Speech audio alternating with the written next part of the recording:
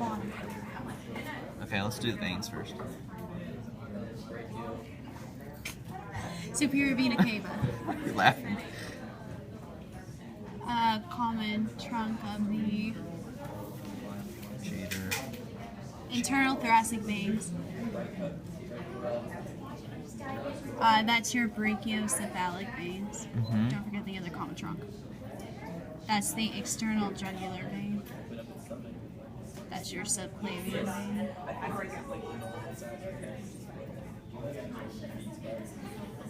That is your... Why aren't you talking? Oh, she didn't like my voice. Isn't it your subclavian vein? No, it's common trunk of the vertebral and costocervical. Oh, Get it right. sorry. I was looking at the other side. External jugular vein. Same thing. It's just pointing to it. What's that one? That is going to be your transverse scapularis. And then that's going to be your subscapularis. Good. Axillary vein. Yep. And then? Brachial vein. Azygos vein. Azygos. Okay. Don't say azygos. So, I know how to spell it. Okay. Alright. You forgot. Oh, okay. You're welcome. Transverse jugular vein. Anterior facial vein. Same thing. Okay. And Transverse facial vein.